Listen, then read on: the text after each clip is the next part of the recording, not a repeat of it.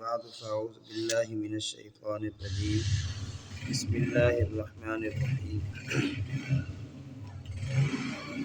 پارہ نمبر 10 سورۃ التوبہ اور پارے کا رکوع نمبر 11 اور سورت کا رکوع نمبر 5 آیت نمبر 30۔ بسم اللہ الرحمن الرحیم۔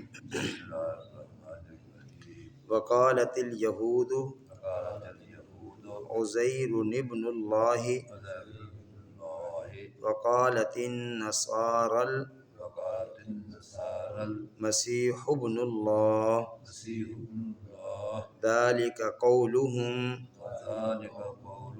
بأفواہہم یضاہئون قول الذین کفروا من قبل قاتلهم اللہ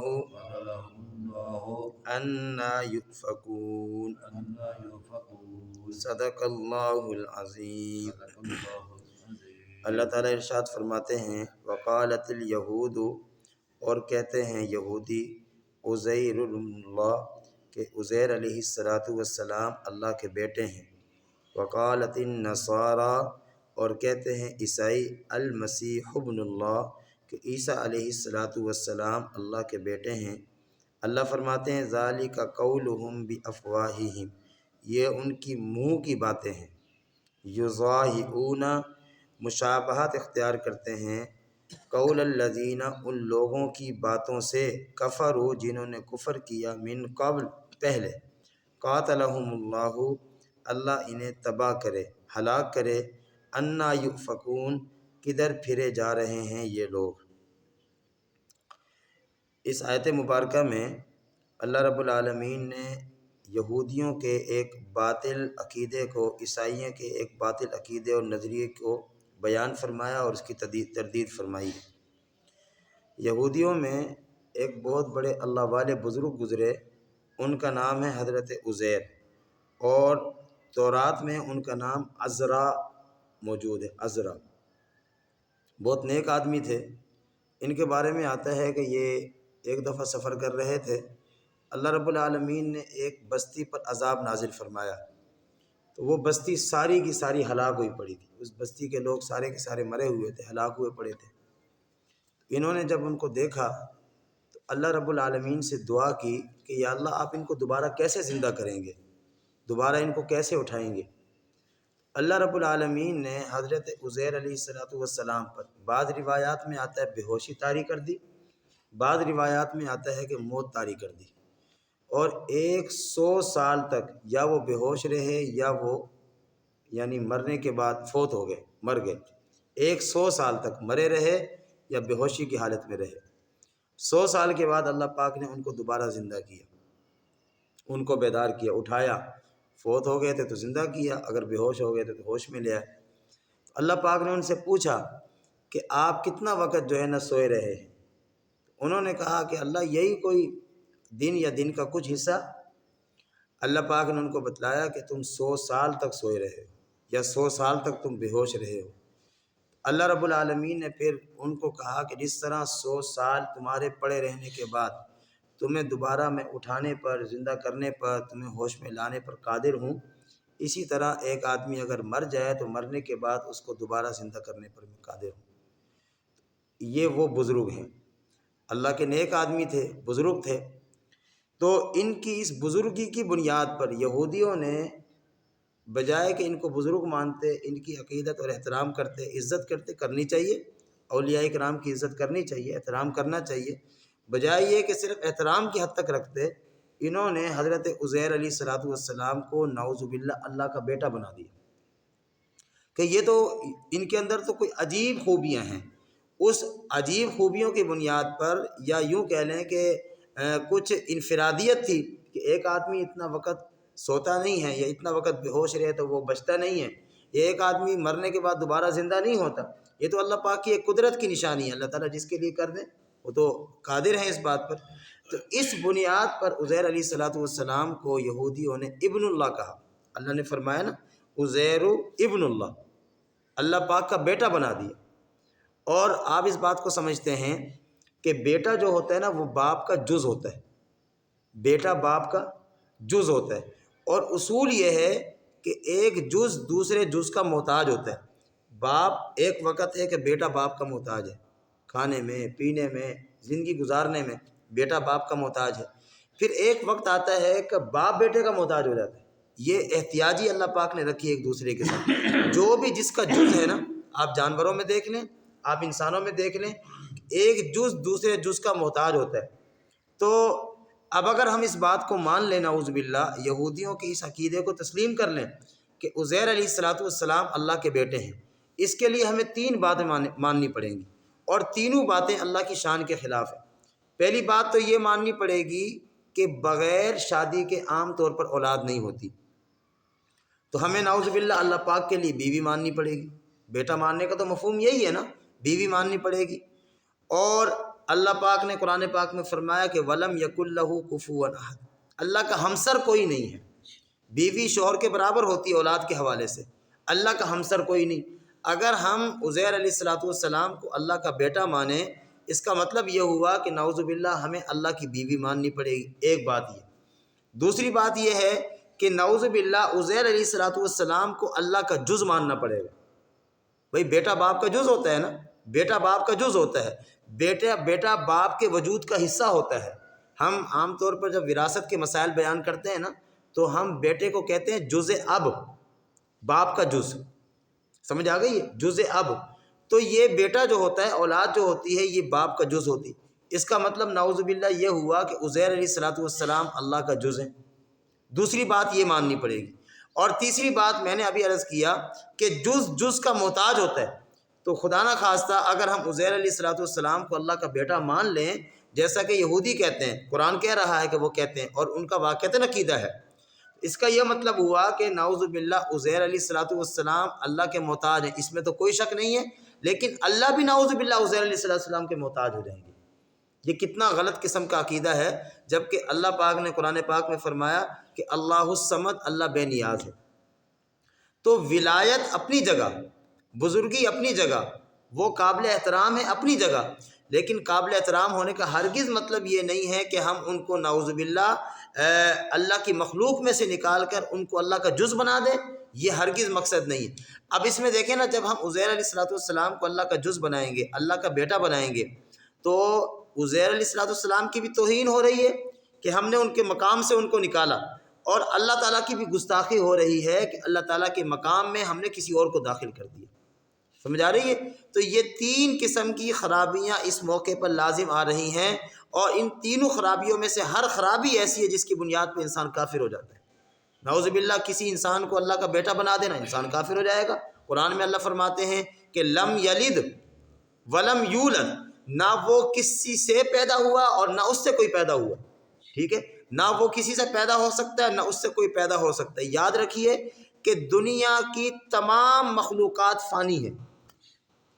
دنیا اللہ کے علاوہ جتنی بھی مخلوقات ہیں ان کو فنا ہے، وہ ایک نہ ایک دن فنا ہو جائیں گی، سوائے اللہ پاک کی ذات کے، کہ اللہ پاک کی ذات باقی ہے۔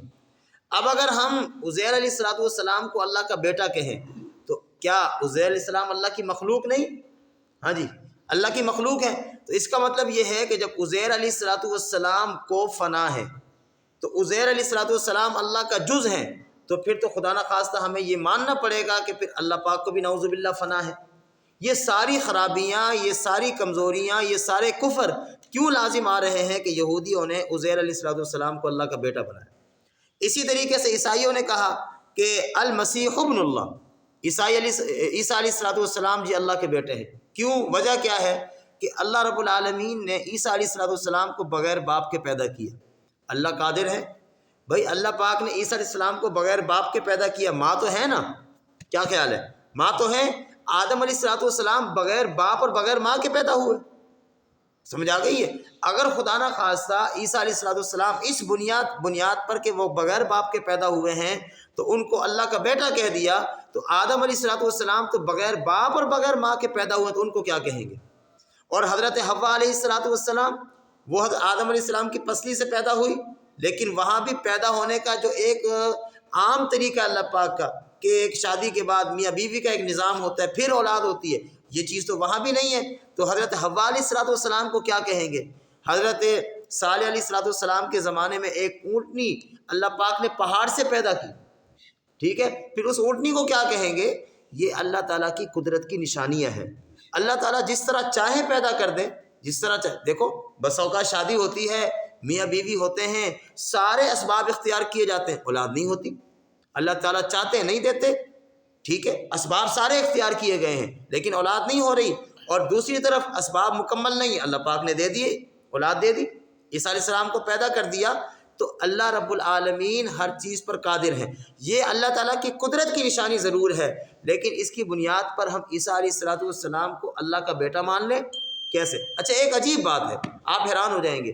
ایک طرف وہ کہتے ہیں کہ عیسیٰ علیہ السلام اللہ کے بیٹے ہیں، ابن اللہ ہے، اور دوسری طرف ان کا عقیدہ کیا ہے؟ آپ نے دیکھا ہوگا عیسائیوں کے گلے میں ایک سلیب لٹکی ہوتی ہے، دیکھا اس سلیب کا مفہوم کیا ہے؟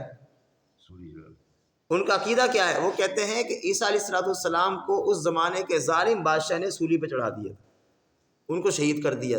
اگرچہ قرآن اور آل اسلام کا عقیدہ یہ ہے کہ عیسیٰ علیہ السلام کو اللہ پاک نے زندہ آسمانوں پہ اٹھا لیا، ٹھیک ہے، لیکن جو عیسیٰ علیہ السلام کو ابن اللہ مان رہے ہیں، اللہ کا بیٹا مان رہے ہیں، اللہ کا بیٹا، سنیں، اللہ کا بیٹا، اور بھائی طاقتور کا بیٹا بھی طاقتور ہوتا ہے، وہ جو طاقتور ہوتا ہے وہ اپنی طاقت کی بنیاد پر اپنے بیٹے کا حفاظت کرتا ہے، تحفظ کرتا ہے۔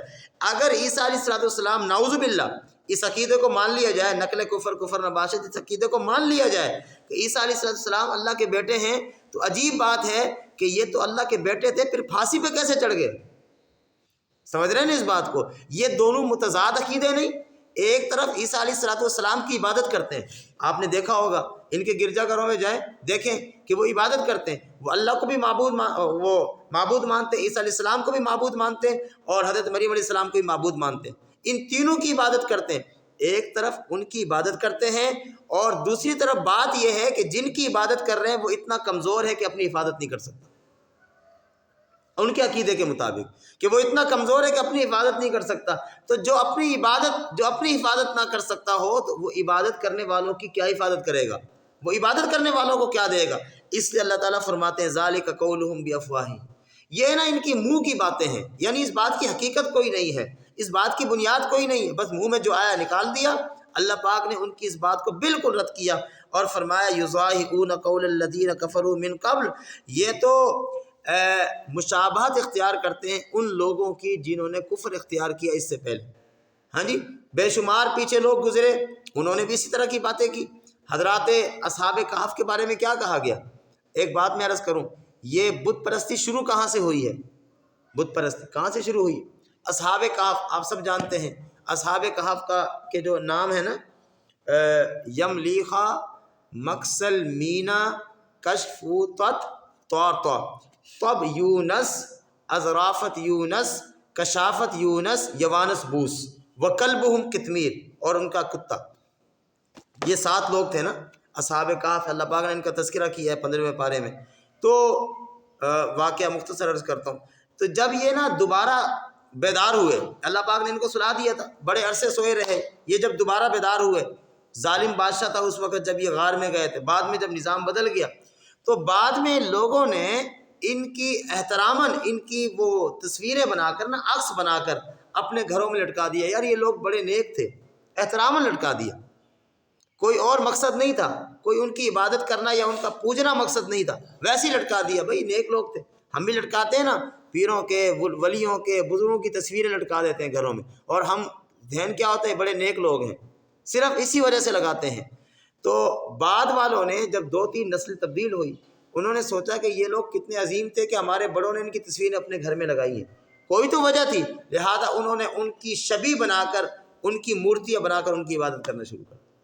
یہ ہے بت پرستی کی ابتدا، یہاں سے ہوا ہے بت پرستی کا نظام شروع، اور ہم بھی یہی کچھ کر رہے ہوتے ہیں۔ یاد رکھیے کہ پیغمبر صلی اللہ علیہ وسلم کی کوئی تصویر بنا لے نعوذ باللہ تو آپ کیا کہیں گے؟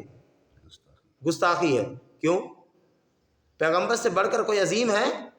ہاں جی، کوئی اس حوالے سے کسی میں کوئی اختلاف رائے کہ بھئی پیغمبر سے بڑھ کر کوئی عظیم ہے؟ جب پیغمبر کی تصویر بنانا گستاخی ہے تو کسی بزرگ کی کیسے بنائی جا سکتی ہے؟ کسی ولی کی کیسے بنائی جا سکتی ہے؟ ہمارے ہاں عجیب سا تصور پایا جاتا ہے۔ ہم بزرگوں کی تصویریں. حضرت جناب محمد رسول اللہ صلی اللہ علیہ وسلم جب فتح مکہ ہوا نا، فتح مکہ کے لیے تشریف لے گئے، تو جو خانہ کعبہ ہے نا، تو جب فتح مکہ ہو گیا تو اللہ کے نبی صلی اللہ علیہ وسلم خانہ کعبہ میں تشریف، وہ جو چابی بردار تھے نا ان کو بلایا کہ اس کی چابی کو تالا کھولو. جب دروازہ کھولا گیا اندر جانے لگے، ایک دم رک گئے. تو وہاں کیا تھا، حضرت ابراہیم علیہ السلام اور حضرت اسماعیل علیہ السلام کی تصویریں بنائی ہوئی تھی مکہ کے کافروں نے. نبی علیہ السلام نے پہلے ان دونوں تصویروں کو مٹوایا، دونوں کو مٹوایا. جب تک وہ نہ مٹی پیغمبر اندر داخل نہیں ہوا. حالانکہ وہ تو خانہ کعبہ ہے، اور جب ان کو مٹوا دیا گیا وہ مٹ گئی. پھر اللہ کے نبی صلی اللہ علیہ وسلم نے تشریف لے گئے اور جا کر پھر آپ صلی اللہ علیہ وسلم نے وہاں 2 رکعت نماز نفل ادا کی. اللہ کے نبی صلی اللہ علیہ وسلم نے حضرت ابراہیم علیہ السلام اسماعیل علیہ السلام کی تصویروں کو مٹوا کر یہ پیغام دیا کہ تصویر سازی وہ کسی بزرگ کی ہو، کسی نبی کی ہو، کسی کی بھی ہو، جائز نہیں. تو ہمارے ہاں کیوں جائز ہو سکتی ہے؟ اس لیے حرام ہے کسی بھی بزرگ کی تصویر بنانا، بنوانا. بنوانے والا خود بنوا رہا ہے یا کوئی اور بنا رہا ہے، حرام ہے. اللہ فرماتے ہیں قاتلہم اللہ، سخت جملہ ہے اللہ پاک کا، غصہ دیکھیں کہ اللہ فرماتے ہیں کہ ان کو تباہ و برباد کر دیں، ان کو ہلاک کر دیں، قتل کر دیں، ان کو ختم کر دیں. انا یؤفکون، یہ لوگ کدھر جا رہے ہیں؟ ہم کہتے ہیں نا ہمارا معاشرہ آج کدھر جا رہا ہے، بے راہ روی کا شکار ہوا پڑا ہے، پتہ نہیں کدھر جا رہا ہے. اللہ تعالیٰ فرما رہے ہیں یہ لوگ جاتے کدھر ہیں. ہاں جی، عزیر علیہ السلام کو میرا بیٹا بنا دیا، عیسیٰ علیہ السلام کو میرا بیٹا بنا دیا، ان کے اندر عقل نام کی کوئی چیز نہیں ہے. یہ انداز ہے. اللہ رب العالمین ہمیں اپنے نظریات کو، اپنے عقائد کو قرآن و سنت کے مطابق بنانے کی توفیق عطا فرمائے.